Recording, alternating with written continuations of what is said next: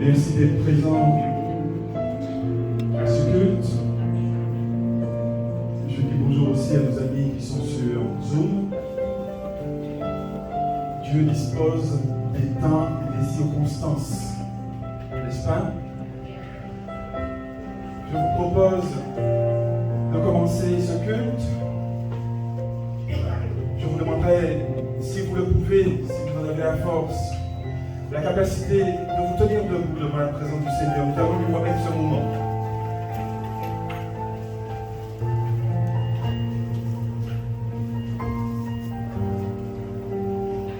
Seigneur, nous te disons merci.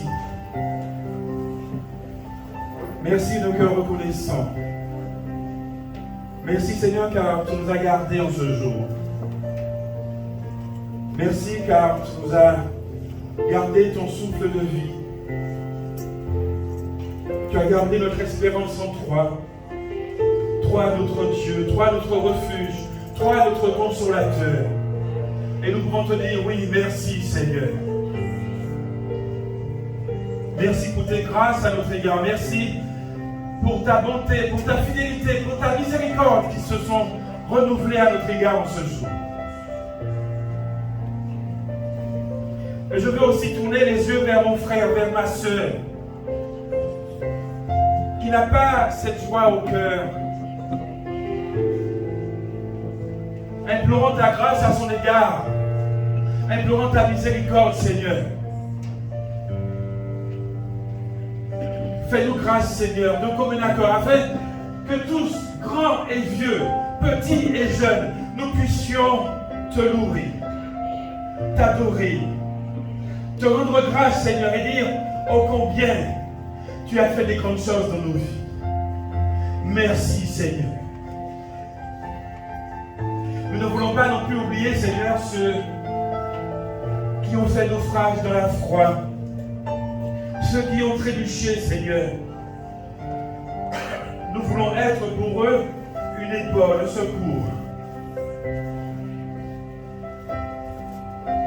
Ta parole dit, si nous confessons nos péchés et si nous les abandonnons, tu es fidèle et juste, Seigneur, pour nous les pardonner.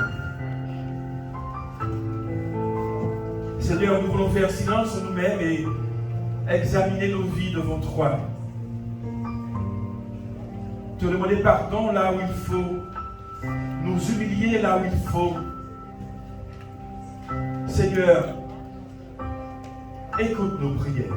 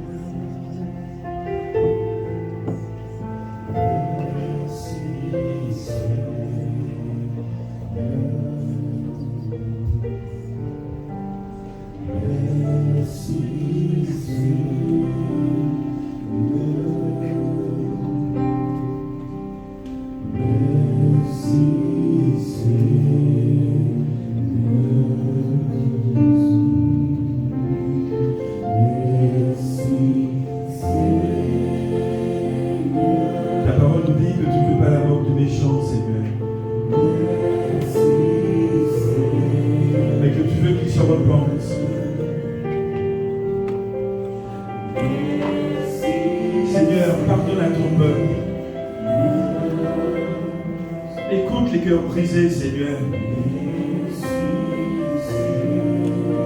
et fais grâce. Relève, Seigneur, nettoie, purifie, afin que tu puisses accueillir ce peuple en ta présence. Éloigne ton courroux de nous, Seigneur, et fais-nous encore grâce en ce jour. Que nous puissions lever les mains innocentes devant toi, Seigneur.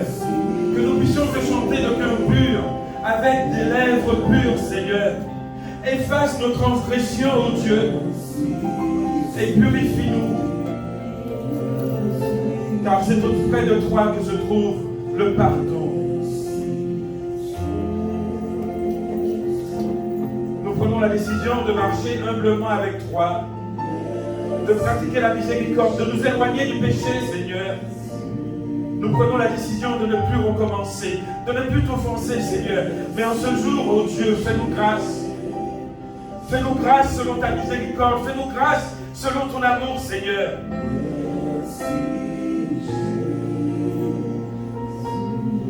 Merci, Seigneur, pour ton pardon. Merci, Seigneur. Alors, ainsi, nous pourrons pousser des cris d'acclamation vers notre Dieu.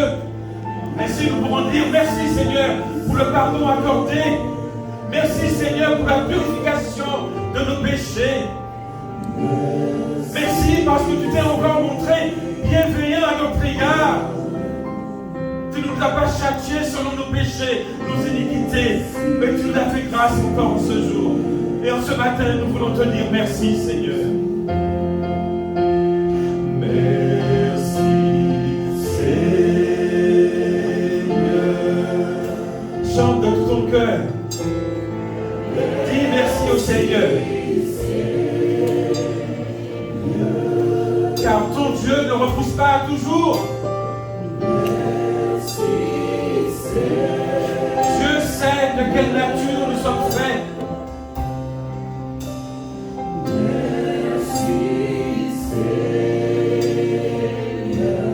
Accueille le pardon de Dieu en toi ce matin. Dieu te pardonne. Sois libre, sois affranchi en ce matin. Et chante à pleine voix. Remercie ton Dieu en ce matin.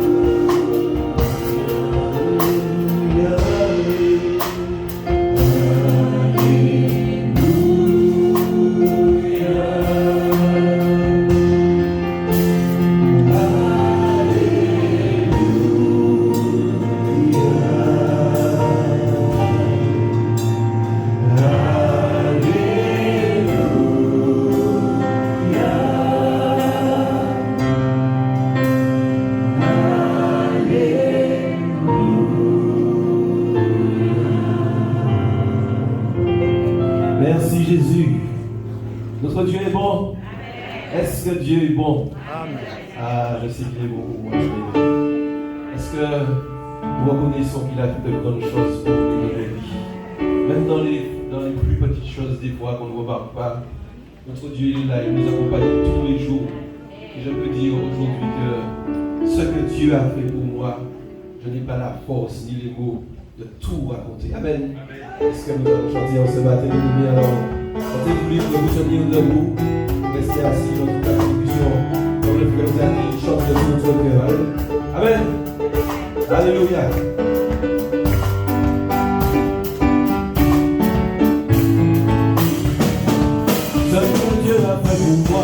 Je ne peux pas tout raconter.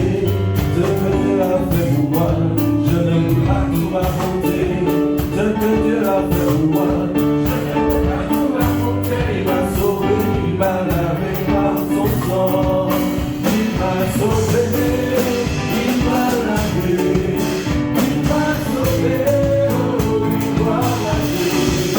Oh, lui je prie, oh, lui je prie. Oh, lui je prie, oh,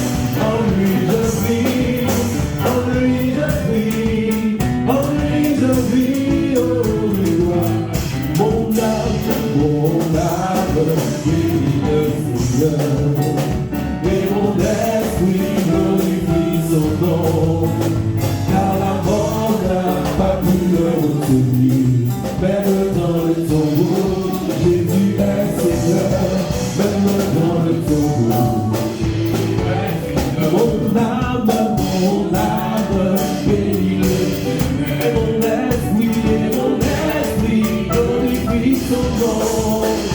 Car la mort n'a pas pu te retenir, même dans le tombeau, Jésus est Seigneur, même dans le tombeau, Jésus est Seigneur.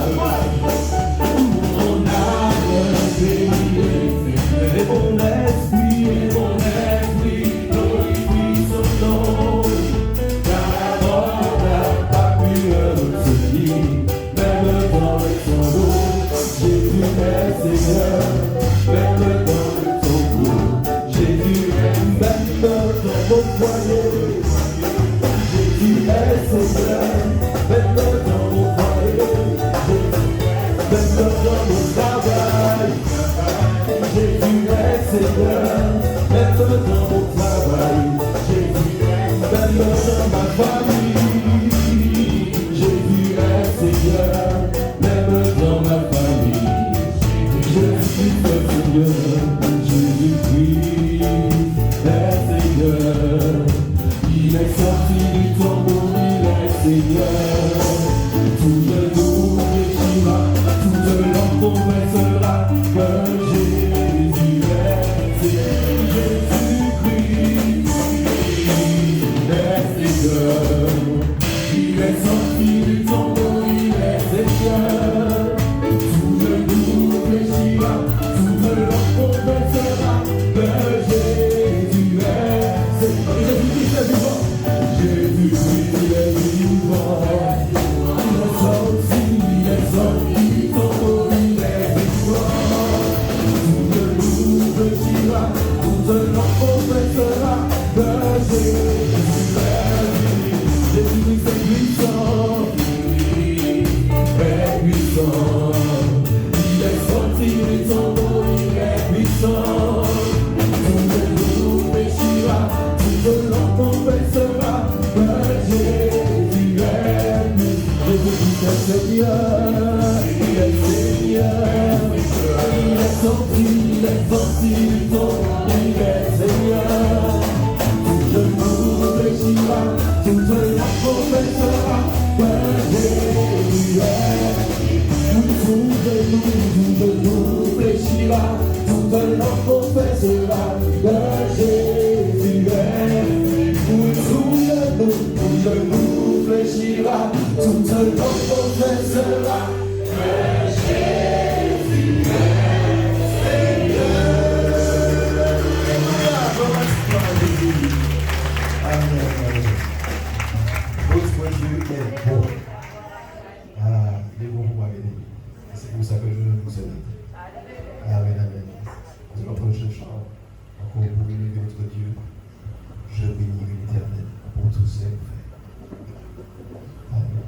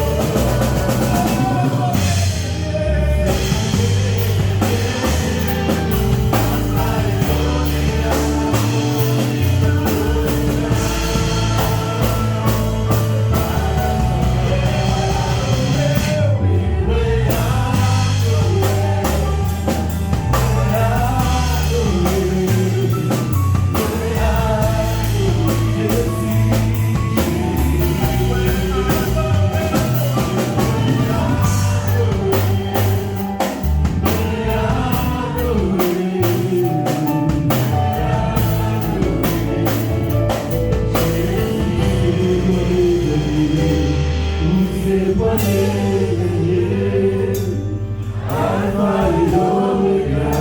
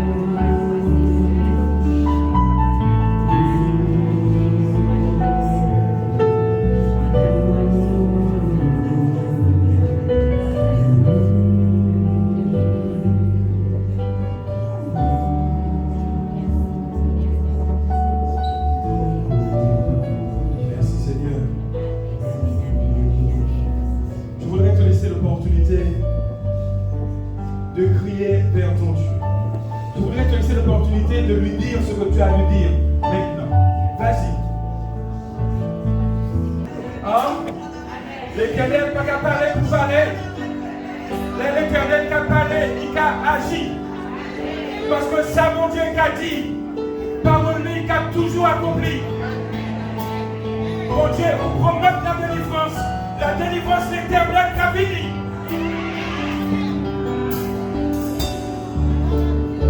L'Éternel pas long pour mentir.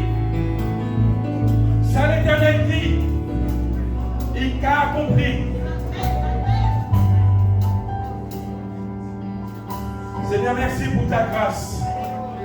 Vas-y, rends grâce à ton Dieu, loue ton Seigneur. Amen. Asseyons-nous, nous allons, après ce moment d'adoration, de louange, nous allons pouvoir écouter la parole de Dieu. Je disais à une sœur ce matin, alors bonjour à ceux qui sont venus entre-temps, bonjour à nos amis sur Zoom qui se sont connectés entre-temps, et je vous demanderai sur Zoom de zoomer, je l'explique, parce que je l'ai fait un jour, et le Seigneur m'a repris. J'étais sur Zoom et je faisais à manger. Et le Seigneur qui me dit, tu fais quoi? Le Seigneur, j'écoute ta parole. Il dit, non, tu es en train de faire à manger. Tu n'écoutes pas pleinement la parole. Alors je demande à nos amis sur Zoom de zoomer pleinement. Hein? De ne pas faire ci et d'une oreille écouter, de l'autre faire autre chose. Je disais à une sœur ce matin que l'église du Seigneur doit être pleinement l'église de Christ. C'est-à-dire, c'est un lieu où on peut parler librement à Dieu. C'est un lieu où on peut crier à Dieu, lui dire notre souffrance. C'est un lieu où, bien entendu, le contexte ne le permet pas, mais c'est un lieu où j'espère qu'on va le retrouver, ce lieu où on peut embrasser quelqu'un pleinement. Parce que le Seigneur va nous dire, prends cette personne, embrasse-le et bénis-le. L'église doit être ce lieu où on peut avoir une épaule pour pleurer, on peut avoir une oreille pour entendre la souffrance de l'autre. L'église doit être ça. Et je bénis le Seigneur parce que l'église, c'est ça. L'église, c'est ça. Nous avons l'honneur, le privilège, c'est un privilège, oui, un honneur d'accueillir notre frère Samuel Vertueux qui sera chargé d'annoncer la parole de Dieu. Et je vous demanderai de vous associer à moi pour demander au Seigneur sa grâce. Non pas pour lui, mais pour nous aussi. D'accord? Parce que cette parole entendue, la parole que le Seigneur a mise sur le cœur de son serviteur et que nous allons entendre, cette parole est bénéfique pour nous. Donc ne la laissons pas tomber. D'accord? Donc, mais ouvrons nos cœurs. Ouvrons nos cœurs à l'écoute de cette parole et qu'elle produise en nous du fruit. Inclinons la tête, frères et sœurs, et prions le Seigneur.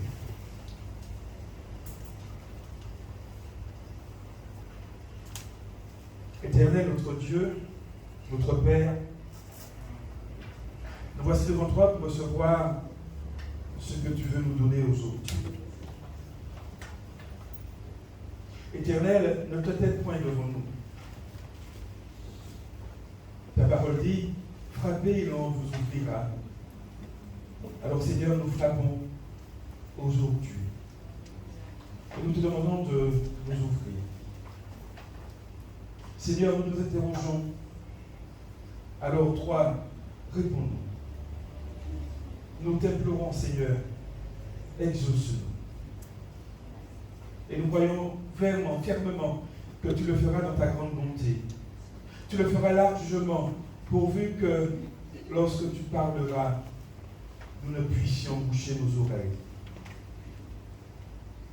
Je sais que tu as déjà accueilli nos demandes. Fais maintenant, Seigneur, que nous puissions accueillir tes réponses par la bouche de ton serviteur. Et je conclurai, Seigneur, cette prière en te disant, parle, ton peuple écoute. Amen. Mon frère Samuel, je vais maintenir parce que je ne sais pas ce que je dis. D'accord? Sans toi, lui, mon frère. Alléluia. Je dis bonjour à chacun de vous. Que la grâce et la paix de Dieu soient notre partage en ce matin. Alors nous allons commencer avec 2 lectures dans le livre des Éphésiens. La première lecture se trouve dans Éphésiens chapitre 3. Et puis nous allons lire le verset 20 et le verset 21. Un passage que nous connaissons, que des fois nous récitons. Mais la question c'est, est-ce que nous le vivons? Dans Éphésiens chapitre 3, à partir du verset 20, il nous est dit, à celui qui peut faire, par la puissance qui agit en nous, infiniment au-delà de tout ce que nous demandons ou pensons, à lui soit la gloire dans l'Église et en Jésus-Christ, dans toutes les générations, au siècle des siècles. Amen. Amen. Et le deuxième passage se trouve aussi dans Éphésiens au chapitre 1, à partir du verset 15. Il nous est dit, c'est pourquoi moi aussi, ayant entendu parler de votre foi au Seigneur Jésus et de votre charité pour tous les saints, je ne cesse de rendre grâce pour vous, faisant mention de vous dans mes prières, afin que le Dieu de notre Père, de notre Seigneur Jésus-Christ, le Père de gloire, vous donne un esprit de sagesse et de révélation dans sa connaissance, et qu'il illumine les yeux de votre cœur, pour que vous sachiez quelle est l'espérance qui s'attache à son appel, quelle est la richesse de la gloire de son héritage qu'il réserve aux saints, et quelle est envers nous, qui croyons, l'infinie grandeur de sa puissance, se manifestant avec efficacité par la vertu de sa force. Il l'a déployé en Christ en le ressuscitant des morts et en le faisant asseoir à sa droite dans les lieux célestes, au-dessus de toute domination, de toute autorité, de toute puissance, de toute dignité et de tout nom qui se peut nommer, non seulement dans le siècle présent, mais encore dans le siècle à venir. Il a tout mis sous ses pieds et il l'a donné pour chef suprême à l'Église, qui est son corps, la plénitude de celui qui remplit tout en tous. Amen. Et nous remercions le Seigneur pour sa parole. Amen. Ces deux passages vont nous parler de la puissance de Dieu. Et vous savez, nous avons un Dieu, comme il est dit dans Éphésiens 1, qui a une infinie grandeur dans sa puissance. Et vous savez, quand on regarde l'homme dans sa généralité, on voit que l'homme recherche la puissance. L'homme recherche toujours plus de puissance. Il recherche toujours plus d'énergie. Il recherche toujours plus de puissance. Et comment on voit cela? Eh bien, vous regardez que maintenant, ils font des usines, il n'y a que des robots dans les usines. Donc on voit qu'ils manipulent bien toutes ces choses. On voit au travers de l'informatique, au travers du numérique, on va toujours plus loin. On repousse les limites. Mais pourquoi l'homme fait ça? Parce qu'il recherche à être puissant. Il recherche la puissance. On nous parle aujourd'hui d'intelligence artificielle. Donc ça veut dire que maintenant, l'ordinateur est capable de réfléchir, de résoudre des problèmes. Et tout ça, c'est la course à la puissance. Et ces temps-ci, on entend beaucoup parler du nucléaire. Ça aussi, pour pouvoir arriver au nucléaire, donc c'est à celui qui a le plus d'armes nucléaires. La course à la puissance. L'homme recherche toujours plus de puissance. Mais vous savez, en ce matin, je vais vous parler d'une puissance qui est complètement différente. Il y a la puissance de l'homme, la puissance qu'il tire de la terre, qu'il tire de son intelligence. Et puis, il y a la puissance de Dieu.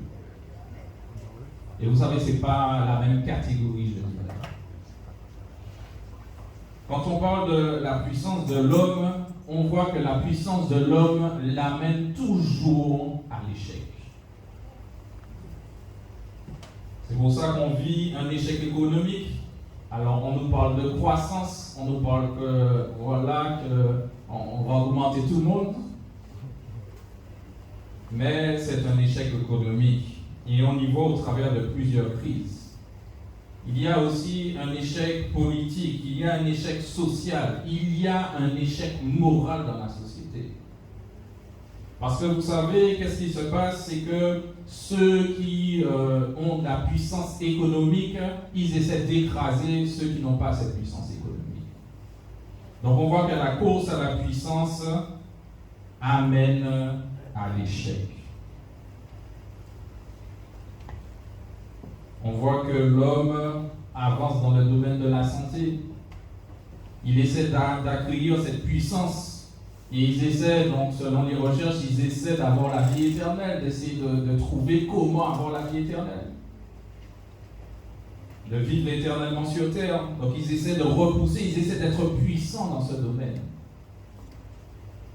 Mais leur course à la puissance amène toujours à l'échec. Et vous savez, le problème, c'est que cette course à la puissance est tellement ancrée dans la société que des fois, l'enfant de Dieu se trouve aussi dans une course de puissance.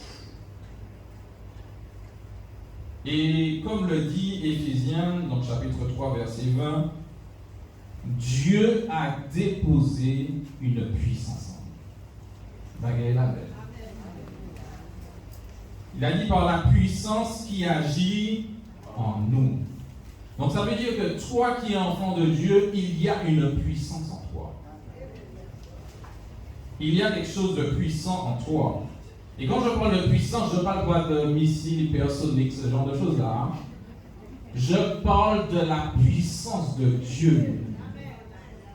Et vous savez, la puissance de Dieu n'est pas réservée à une catégorie de personnes. Ce n'est pas parce que je prêche que j'ai la puissance de Dieu. Tu as aussi la puissance de Dieu. Elle est en toi.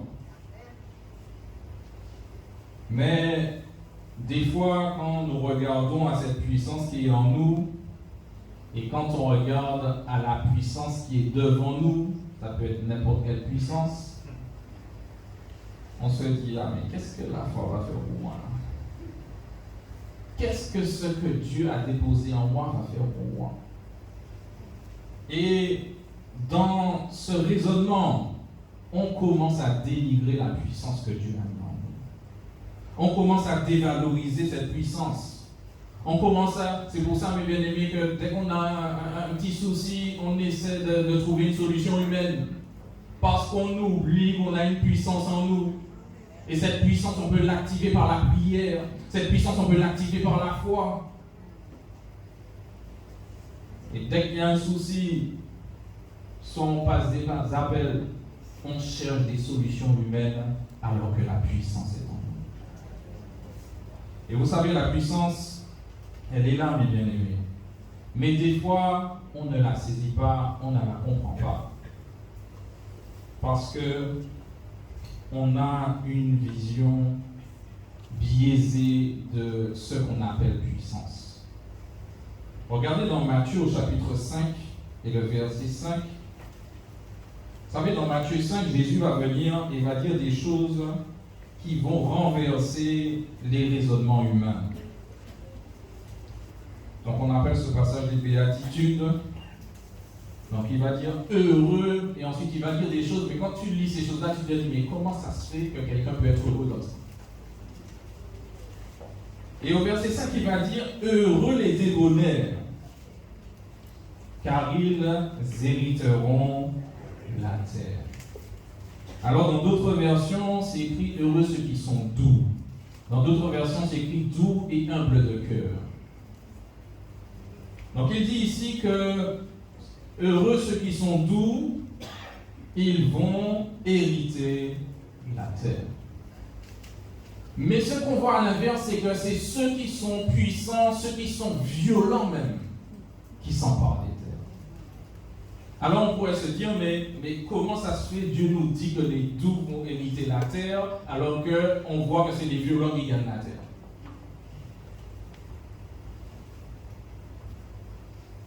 On voit que pour gagner des territoires, pour gagner la terre, qu'est-ce que les hommes font?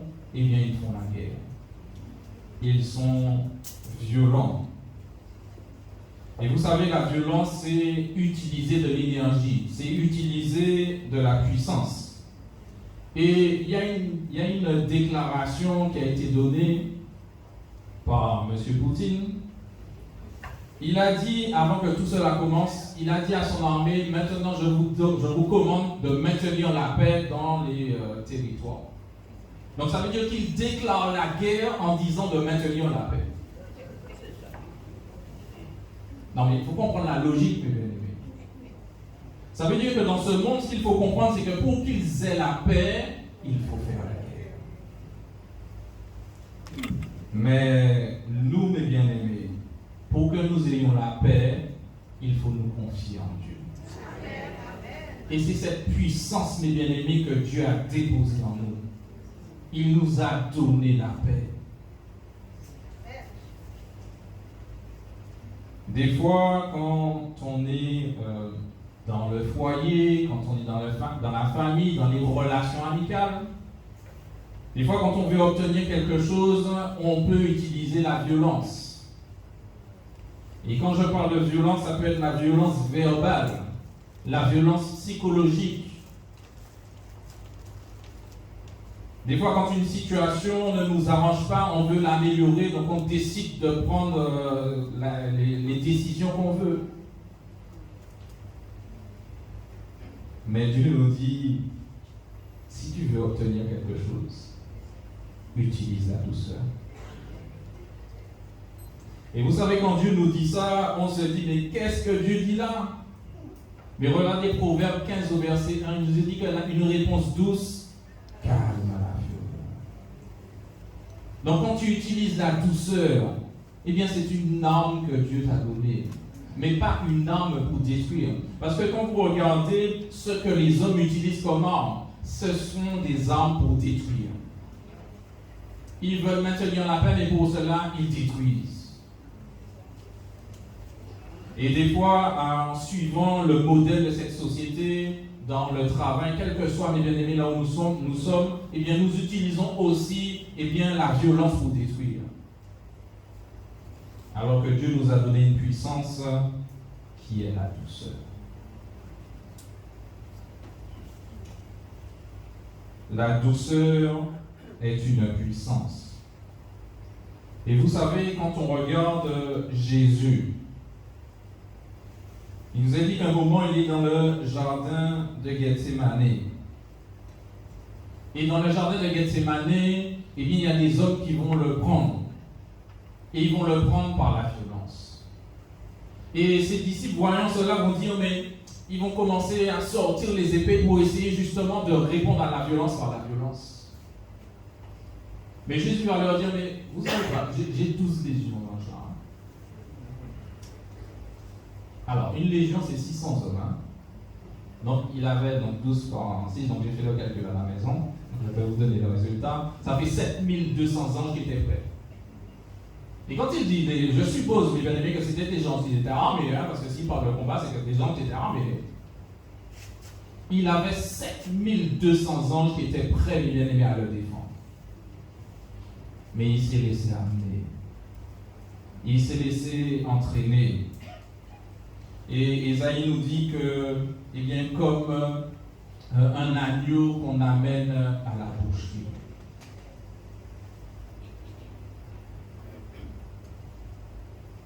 Pourtant, Jésus était puissant. Pourtant, Jésus avait 12 légions d'anges. Mais il s'est laissé mener. Et peut-être que si dans une situation, tu te laisses mener, on va dire que tu es faible. On va dire que, eh bien, au panique caractère. Mais vous savez, dans des situations, la douceur va au-delà de l'intelligence des hommes. Mais c'est quand même une puissance de Dieu.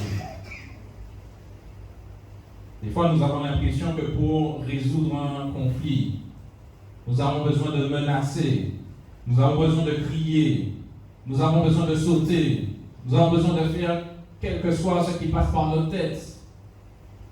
Mais des fois, il nous faut utiliser la douceur. La douceur. Et je dis Amen. Jésus va dire dans Jean 11 au verset 25, il va dire quelque chose, il va dire « Je suis la résurrection et la vie ». Vous savez, comme j'ai dit précédemment, toutes les puissances que l'homme va utiliser, il va l'utiliser pour détruire. Donc ces puissances vont engendrer la mort. Mais la puissance de Dieu, quand elle est utilisée, elle engendre la vie. Amen. Elle engendre la vie. Elle donne la vie. Elle maintient la vie. Elle nous vivifie, les bien-aimés. Elle nous donne cette puissance de vie.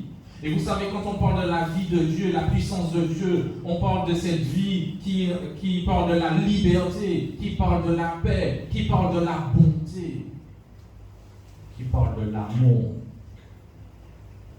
Des fois, dans une situation, Dieu nous dit de pardonner. Mais tu sais, c'est une puissance qu'il a mis en toi. Parce que si quelqu'un t'en veut vraiment et puis tu pardonnes, même la personne ne comprend pas. La personne est interpellée et se dit, mais comment la personne peut me pardonner? Comment elle peut me pardonner? Mais tu as une puissance en toi. Et cette puissance, eh bien, te donne par la foi à saisir la liberté.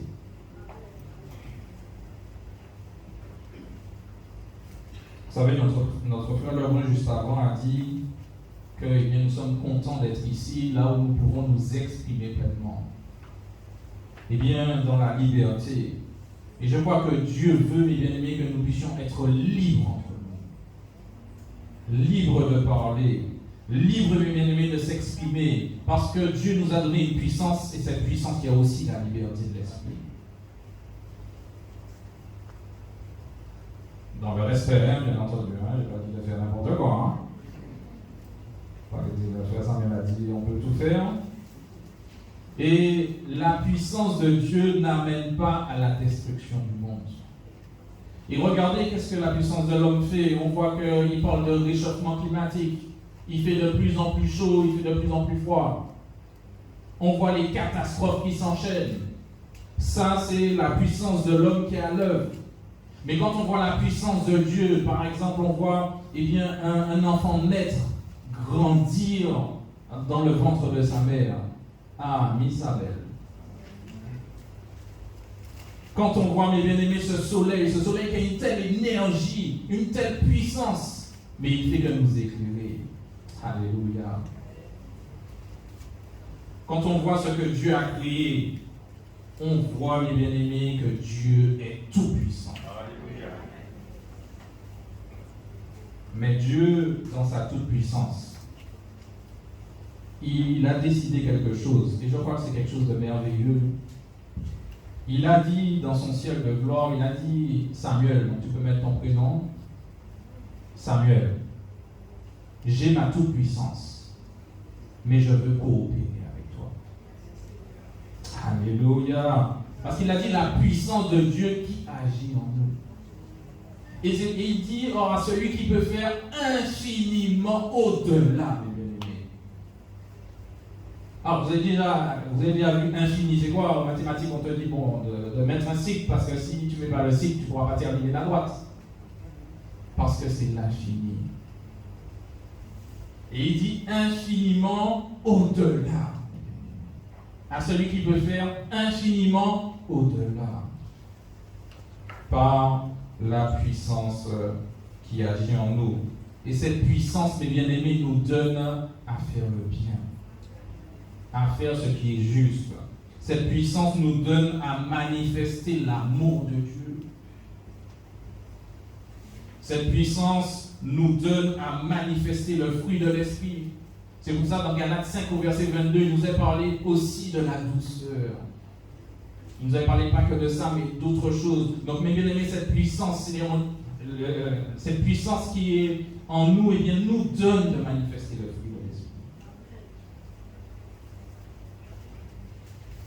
Mais vous savez, des fois, on est tellement, je vais dire, marqué par la société qu'on ne comprend pas ces choses.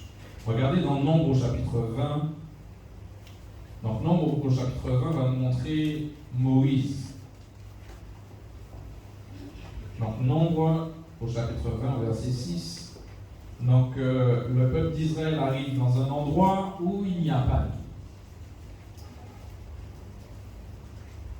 Et ils vont commencer à murmurer. Ils vont commencer à dire, mais pourquoi est-ce que Dieu nous a emmenés là? Et vous savez, quand il dit pourquoi Dieu nous a emmenés là, c'est aussi, mais pourquoi vous qui nous dirigez, Moïse et Aaron, vous nous avez emmenés là? Et le pourquoi sous-entend, c'est de votre faute si on n'a pas d'eau. Et Moïse et Aaron ont cherché la solution auprès de Dieu. Donc au verset 6, il nous dit, Moïse et Aaron s'éloignèrent de l'assemblée pour aller à l'entrée de la tente d'assignation. Ils tombèrent sur leur visage et la gloire de l'Éternel leur apparut. Verset 7, l'Éternel parla à Moïse et dit, prends la verge et convoque l'assemblée, toi et ton frère Aaron. Vous parlerez en leur présence au rocher et il donnera ses eaux. Tu feras sortir pour eux de l'eau du rocher et tu abeuveras l'assemblée et leur bétail. Moïse prit la verge qui était devant l'Éternel comme l'Éternel le lui avait ordonné. Moïse et Aaron convoquèrent l'assemblée en face du rocher. Et Moïse leur dit, écoutez donc, rebelles, est-ce de ce rocher que nous vous ferons sortir de l'eau? Puis Moïse leva la main, il frappa 2 fois le rocher avec sa verge. Il sortit de l'eau en abondance, l'assemblée but, et le bétail aussi. Et on lit le verset 12. Alors l'Éternel dit à Moïse, parce que vous n'avez pas cru en moi pour me sanctifier aux yeux des enfants d'Israël, vous ne ferez point entrer cette assemblée dans le pays que je lui donne. Amen. Donc ici on voit qu'il y a un problème, ils n'ont pas d'eau. Et Moïse et Aaron vont se présenter devant Dieu et Dieu va leur donner une solution. Et cette solution est la suivante, ils doivent parler à un rocher, et quand ils vont parler au rocher, le rocher va donner de l'eau. Vous savez, la solution est tellement simple que Moïse va compliquer les choses. Mais vous savez, on regarde Moïse, mais nous aussi, mes bien-aimés, Dieu nous donne des solutions simples, mes bien-aimés, mais nous compliquons les choses.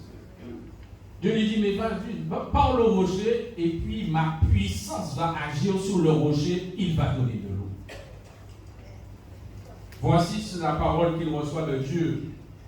Mais Moïse, devant la situation de stress qu'il est, devant peut-être l'inquiétude qu'il a, peut-être devant toute l'assemblée qui est en train de le regarder. Et vous savez, des fois, le peuple de Dieu met la pression sur les serviteurs de Dieu. Amen. Et des fois, les serviteurs de Dieu sont devant le rocher. Et puis, au lieu de parler au rocher, ils frappent le rocher.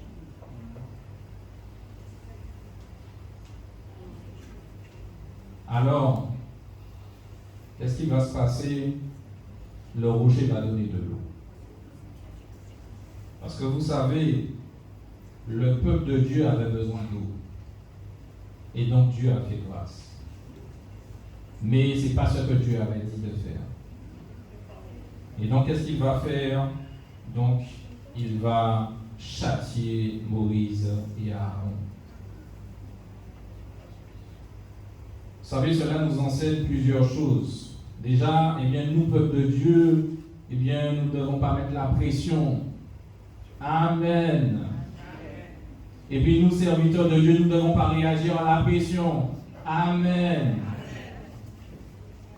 Et comme cela, mes bien-aimés, les choses vont bien fonctionner. Mais qu'est-ce qui a fait que Moïse commence à frapper le rocher? C'est parce que la société nous enseigne la violence, la force, d'utiliser la puissance. Alors que Dieu te dit, mais parle juste. Parle juste au rocher. Dieu va à l'encontre, mes bien-aimés, de ce que nous croyons, de ce qui est à l'intérieur de nous. On pense que c'est comme ça qu'on va arriver à des solutions avec la force, la violence. Mais Dieu, lui, nous dit en ce matin, utilise la douceur. C'est une puissance que j'ai déposée en toi. Nous devons changer notre mentalité, c'est-à-dire la manière, mes bien-aimés, dont eh bien, nous voyons les choses. Et vous savez, Dieu va montrer au travers d'une prophétie dans Ésaïe au chapitre 40, il va nous montrer un contraste saisissant. Et des fois, c'est ce contraste que nous ne comprenons pas, et des fois, cela nous emmène dans des situations difficiles. Ésaïe au chapitre 40 et le verset 10. Donc ici, c'est une prophétie du prophète Ésaïe qui parle de Jésus qui va revenir dans sa puissance. Donc il nous a dit, voici le Seigneur l'Éternel vient avec puissance. Donc on retrouve le mot puissance. Et de son bras, il nous a dit, il commande. Voici le salaire est avec lui et les rétributions le précèdent. Donc on voit ici le Dieu roi des rois, le Dieu tout-puissant, le Dieu Seigneur de l'univers. Ça ne rigole pas. Et vous savez, mes bien-aimés, quand on prie, mes bien-aimés, c'est ce Dieu-là que nous prions. J'ai entendu des sujets de prière, mes bien-aimés, il faut croire en la puissance de Dieu. Dieu est capable d'agir. Mais là, mes bien-aimés, où nous ne comprenons pas, c'est le verset 11 qui est tout de suite enchaîné après. Il nous a dit, comme un berger. Comme un berger, il paîtra son troupeau. Donc même si la puissance est là, il y a une autre puissance, la puissance de la douceur. Parce que quand on voit un berger, eh bien, qui paît son troupeau, on voit l'amour, mes bien-aimés. On voit que le berger va prendre le temps, va prendre soin de la brebis.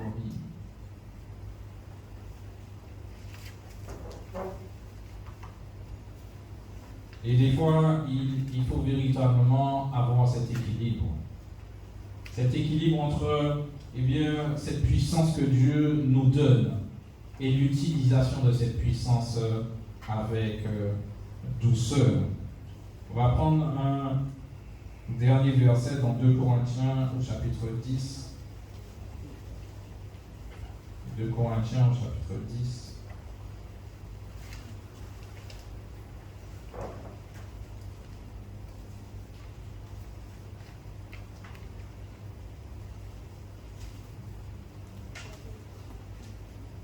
Et on peut lire à partir du verset 3. Il est écrit, donc 2 Corinthiens 10 au verset 3, il nous est dit, si nous marchons dans la chair, nous ne combattons pas selon la chair. Car les armes avec lesquelles nous combattons ne sont pas charnelles, mais elles sont puissantes par la vertu de Dieu pour renverser des forteresses. Alors peut-être qu'aujourd'hui, et certainement, si Dieu permet que ce message soit partagé, c'est qu'il y a peut-être des forteresses. Des forteresses qui sont dans ta vie. Il y a peut-être Jéricho qui est là, qui est dressé devant toi. Et vous savez, Jéricho était tellement une ville puissante que je suppose que quand ils ont vu Jéricho, ils ont dit notre péché, oui, il fait ça. Mais quand ils sont venus devant Dieu, Dieu leur a donné une stratégie de combat. Et en ce matin, Dieu te donne une stratégie de combat. Il te dit d'utiliser la douceur. Utilise la douceur. Peut-être que c'est dans le foyer qu'il y a une difficulté avec l'époux, avec l'épouse. Utilise la douceur. Peut-être qu'il y a un souci dans la famille, frères, sœurs, parents, enfants. Dieu te dit, utilise la douceur.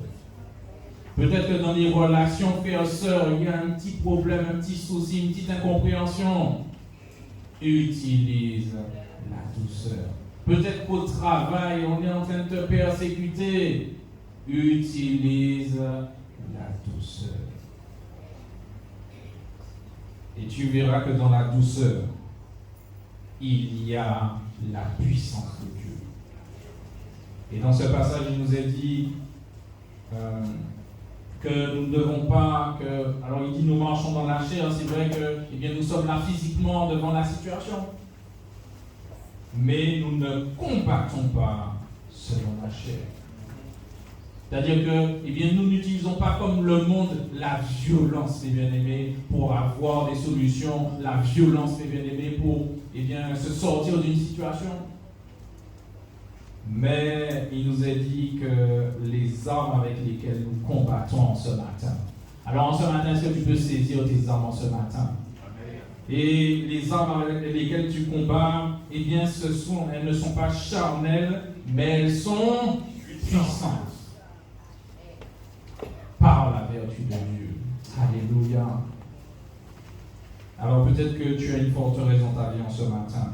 Alors tu peux commencer à fermer tes yeux et tu peux commencer à demander à Dieu de véritablement renverser cette forteresse dans ta vie. Aujourd'hui, nous avons vu que notre Dieu est puissant. Nous avons vu qu'il y a une puissance, mes bien-aimés, qui est en nous. Nous avons vu que notre Dieu est tout puissant. Alors, quelle que soit la forteresse en ce matin, nous la renversons. Non pas parce que, Seigneur mon Dieu, nous sommes forts. Non pas parce que, Seigneur mon Dieu, nous avons quelques forces. Mais nous puisons dans la puissance que tu as mis en nous. Et nous ordonnons à toute forteresse. Nous ordonnons à toute barrière. Nous ordonnons à tout blocage, Père. Au nom de Jésus-Christ de Nazareth, d'être renversé, Maintenant, les murailles tombent au nom de Jésus-Christ de Nazareth. Ce qui nous empêchait, Père, de véritablement rentrer dans cette vie de victoire. Père, nous renversons ces choses. Nous renversons les raisonnements. Nous renversons, Seigneur mon Dieu, tout ce qui pourrait nous empêcher de saisir ta vie, Père. Et nous proclamons la victoire de ton peuple, Père. Nous proclamons la victoire de ton peuple, Père. Nous proclamons la victoire de ton peuple, Père. Nous proclamons la victoire de ton peuple. Nous proclamons la victoire de ton peuple, Père. Au nom de Jésus. Amen. Seigneur, en ce matin, je peux te prier pour ceux qui sont malades, Seigneur. Tu connais, Seigneur mon Dieu, la maladie. Tu connais ce qui les touche. Mais au nom de Jésus-Christ, nous croyons, Seigneur mon Dieu, que par ta puissance, tu es capable de guérir, Père. Alors nous t'implorons, Père. Et Seigneur mon Dieu, nous nous élevons tous, Seigneur mon Dieu, au trône de ta grâce.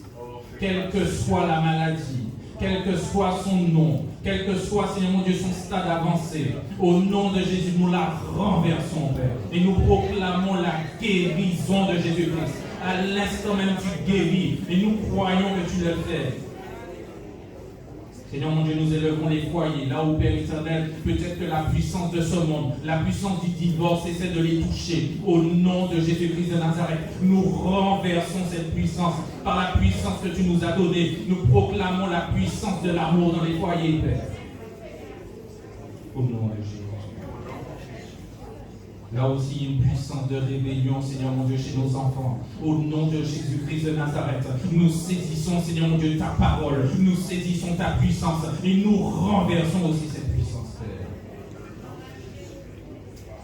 Et nous croyons que toutes les forteresses sont tombées en ce moment. Nous entendons, Père, le bruit des forteresses qui tombent, Père. Et nous croyons que les murailles sont renversées. C'est pour cela que nous te donnons gloire en ce matin. Nous te disons que tu es merveilleux. Nous te disons que tu es glorieux. Nous te disons que tu es magnifique, Père.